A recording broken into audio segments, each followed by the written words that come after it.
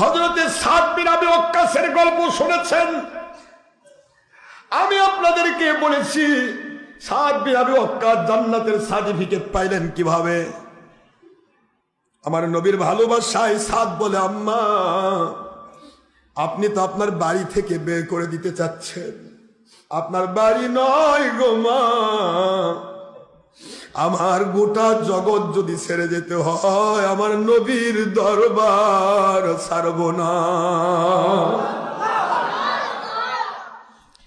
মা দুঃখে বলে, আমার বাড়ি স্থাবর স্থাবর সবকিছু আমি তোমার থেকে বঞ্চিত করব, কোনো আপত্তি নাই মা, আমি চলে যাচ্ছি। মা মায়াতে বলে, বাবা আর চিন্তা করো না, তুমি তো আমাকে ভালোবাসো। বলে, হ্যাঁ মা হিসেবে ভালোবাসি, আপনাকে অনেক ভালোবাসি।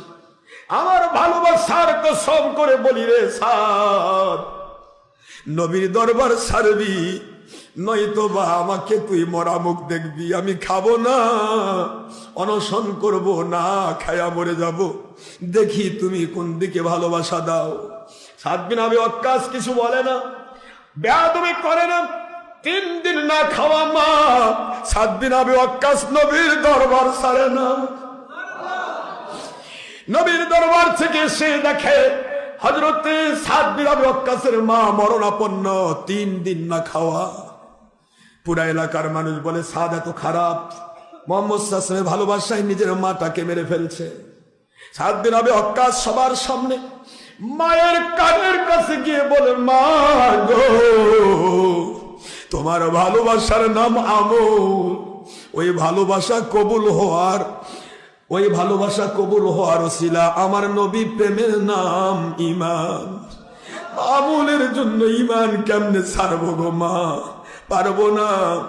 আমার ইসলামে পুনর্জন্ম নাই গো মা, যদি পুনর্জন্ম থাকতো, আবার জন্ম নেওয়া আবারও মরে যাওয়া, আবার জন্ম নেওয়া আবার মরে যাওয়া, এরকম যদি থাকতো, আপনি মা যদি নবীর দরবারে যাওয়ার বিনিময় 100 বার পৃথিবীতে জন্ম নিতেন, 100 বারও মরে যেতেন, আমি আমার নবীর দরবার ছাড়তাম না।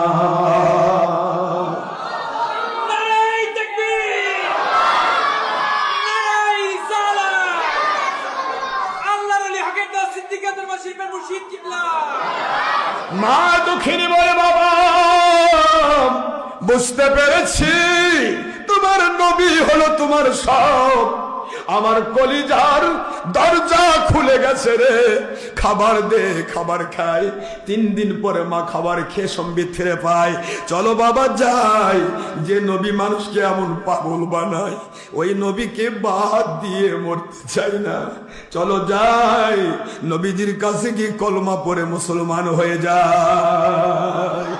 আখের নবী বলে, ও সাদ, তোমার এই ভূমিকার উপরে আল্লাহর কোরআনের আইন নাজিল হয়েছে, আজ থেকে আমি তোমাকে জান্নাতের সার্টিফিকেট দিয়ে দিলাম।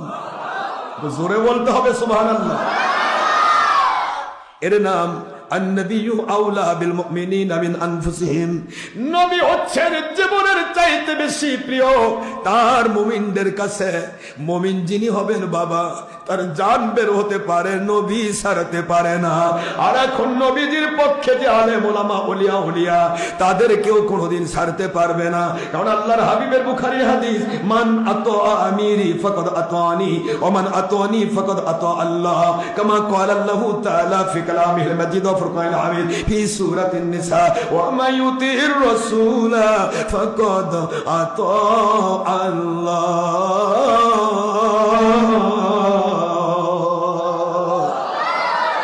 আল্লাহর হাবিব বলেন, এই জন্য আমার আমিরি, আমার উলিল আমর, ওলি আউলিয়াকে যারা মানলো, ভালোবাসলো, আমি নবীকে ভালোবেসে মেনে নিল, আমার ওলি আউলিয়ার যারা দুশমনি করলো, বেয়াদবি করলো, ওরা আমার মুনাফিক বিশর বাহিনীর মতো বেয়াদব হয়ে গেল।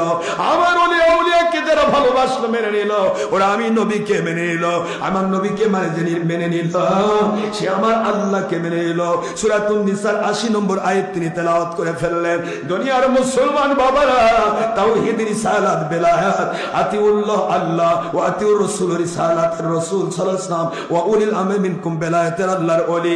এই তিনটি আইন একটা আয়াতে আসছে সূরাতুন নিসা 4 নম্বর সূরা 5 নম্বর পারা মদিনায় অবতীর্ণ আইন আয়াত শরীফ নম্বর 59। আল্লাহ বলে দিলেন তাওহীদ সালাত বেলায়েত দিয়ে ইসলাম শুরু করেছি, জান্নাতে যাওয়া পর্যন্ত ওই ইসলামী কিয়ামত পর্যন্ত এটাই থাকবে হক।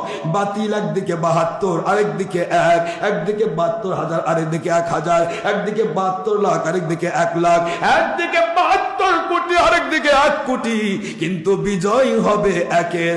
জোরে বলতে হবে সুবহানাল্লাহ। বিজয় হবে কিসের? একের। একের সাথে মালিকের গয়বি মদদ, আর 72-এর সাথে মাকড়াসার জালের মতো দুর্বল শয়তান ইবলিসের সাথে তাদের মদদ, ইবলিসের মদদ। নাউজুবিল্লাহ বলবেন না?